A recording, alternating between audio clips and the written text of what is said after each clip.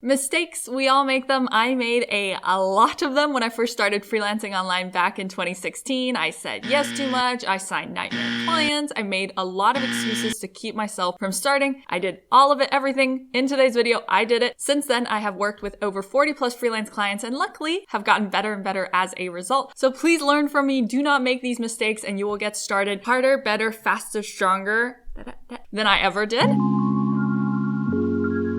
Hey, my name is Dea, freelancer, digital business manager, most recently entrepreneur, and as always, you can find sections on the play bar below. If you want to skip to a certain part of the video, your time is precious, so take what you need. And if you want to watch this on 2x, I will not be offended in the least. Please feel free to do so. Let's dive in.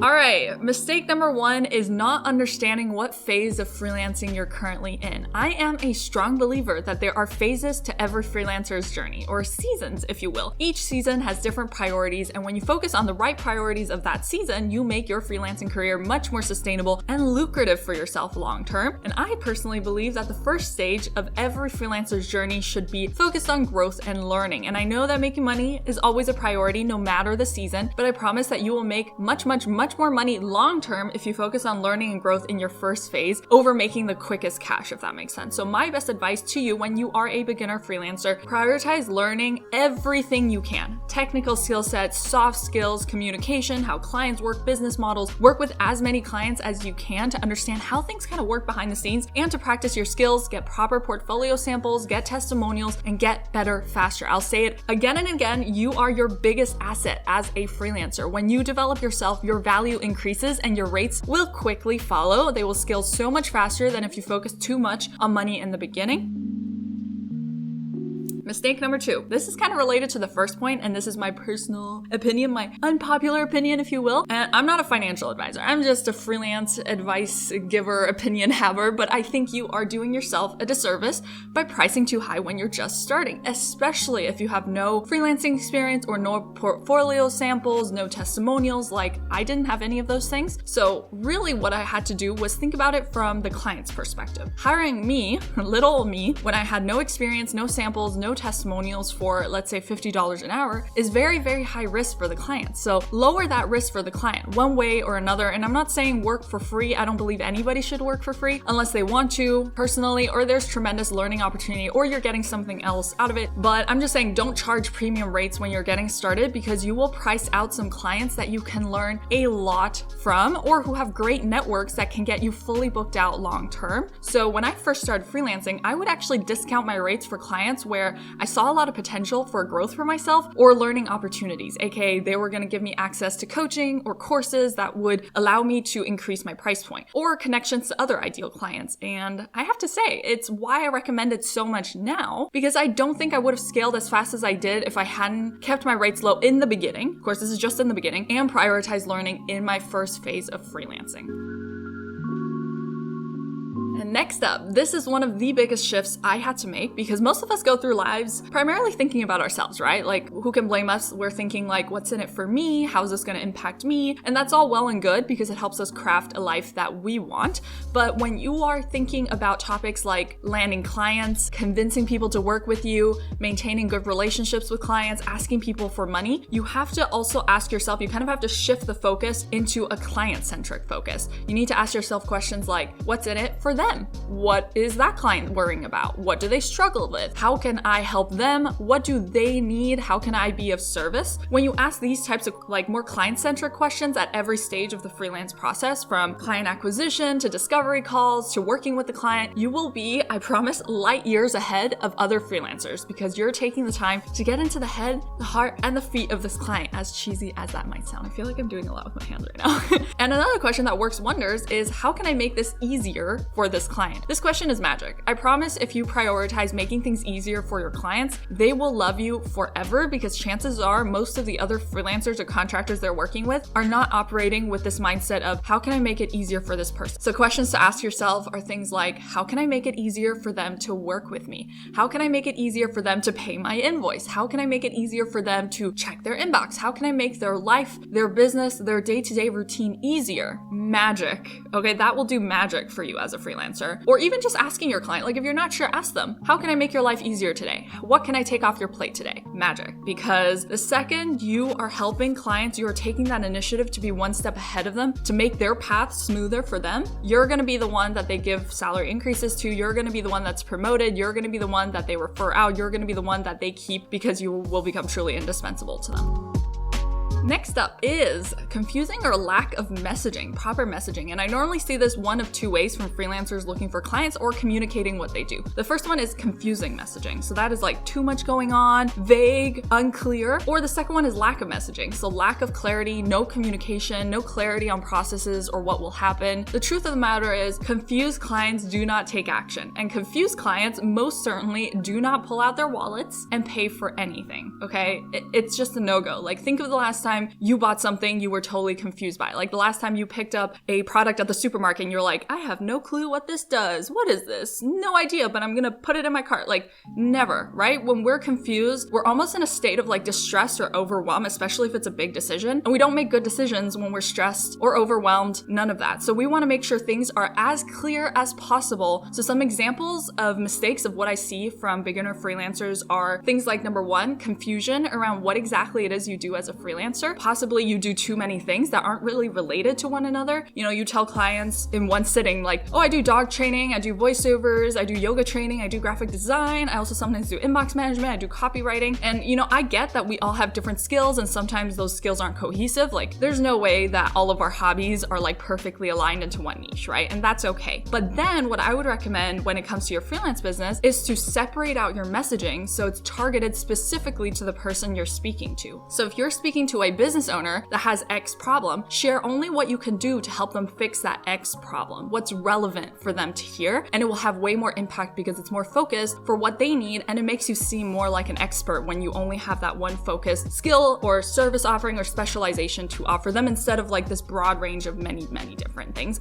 And make sure you're always tying that service or skill to what the client ultimately is after, right? Because they aren't focused on the fact that you do copywriting or graphic design. They're focused on what that service will unlock for them in their business and life. So focus on that in your communication, not the middleman, which is essentially the service you offer. The other way I see this happen is confusion around how a client should take the next step with you to work with you, right? So what is the step-by-step process of beginning to work with you? Let's say they find you on Instagram. Should they email you if they like your Instagram? Should they book a call? Where's the link? So really take some time, create a logical step-by-step client funnel that makes it super easy for a potential client to take that next step with you. I'm thinking about making a video on this. If you'd be interested in that, let me know below. But another way I see this happen sometimes is confusion around what happens once a client has paid their invoice, which is arguably one of the most important phases of working with a client because they've just paid you money. You want them to be so happy that they just paid you money and excited about working with you, right? So onboarding is very important. I have got an entire video on onboarding and I show you how I set that up in Dipsado. I'll link it in the top right. I think it's here. If you would like to get your onboarding workflow down, you can watch that. Next one is a big one. Sometimes I think freelancers don't commit to enough volume to draw a conclusion fairly about whether freelancing will work for them. So let me explain what I mean. Sometimes I hear freelancers say like, oh, freelancing didn't work for me. Everyone rejected me and nobody said yes to me. And I'll be like, oh, how many jobs did you apply to? And they're like, I think I applied to like 2 or 3, maybe 5 one time. That is not enough volume. We cannot apply to 2, 3 jobs, 4 jobs, 5 jobs, get no response or rejected, and then call it a day, right? Or, oh, I sent 1 or 2 cold pitch emails and a few DMs, no response. I guess it's not meant to be, right? That's not enough volume. That is not enough to then say something didn't work, right? I think personally, I applied to probably hundreds of jobs as a freelancer, and I did not end up working with hundreds of clients because I got rejected every which way. Bam, bam, bam. Actually, I have a whole video about rejection if you want to watch that because I had to get really good at handling rejection because it's really heartbreaking and you need to have a good system for processing that so that you can pick yourself back up and keep going as a freelancer. And honestly, no freelancer, no matter how incredible they are, no matter how impressive, how perfect you think they are, has a 100% close rate. or 100% response rate.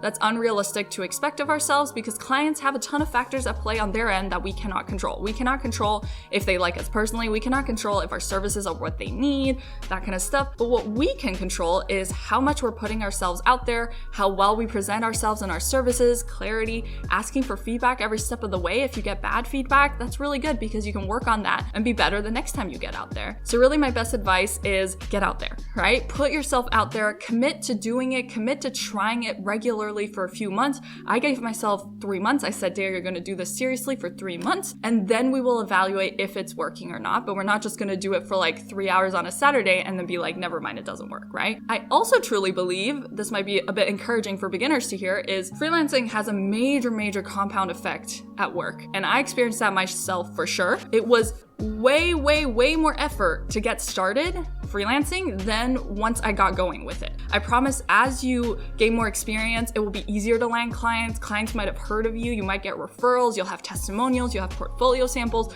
You will get plugged in. You might have a better network, which will allow you to meet more clients that are already pre-filtered. So they're not as like red flag or nightmare clients, which won't drain as much of your energy. And all of that will come together over time to make it much easier to freelance later on. So please just like commit to it long enough to get to that point. That's what I want for all of you.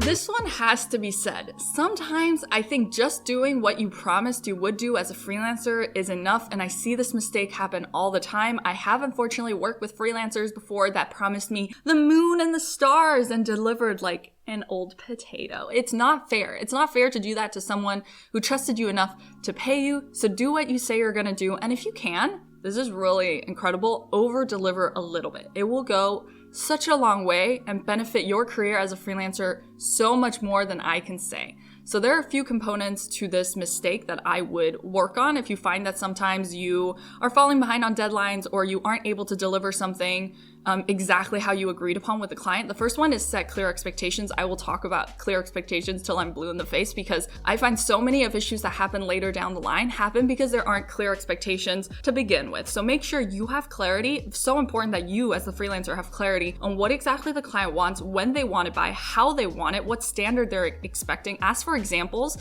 so that you know what they're imagining roughly in their head, so that you know that you can comfortably deliver that. Or if you stretch yourself a little, you can still deliver what they're expecting. Because if they're expecting like a $100,000 website and you're delivering a $2K website, you want to kind of bridge that gap so that, later down the line, a few weeks down the line when you deliver it, they're like, well, that's not what I imagined. You're like, yeah, but you're paying $2K, you're not paying $100K. So make sure you set those clear expectations up front. I know it's kind of like uncomfortable to linger so much on the expectations up front. You kind of want to just like get paid and get going with it. But if you do this up front, this is like the foundation, this robust foundation, it will make everything smoother. The client will be happier. They'll give you better reviews, testimonials, that kind of stuff. It'll just make everything easier. So set clear expectations up front so that you and the client both have clarity on what's going to happen, how, and to what degree, of course. Another easy thing to do is just buffer your timeline and manage your time properly. I actually have a Notion template that gives you like a weekly plan that I use as a freelancer. I'll link that in the top right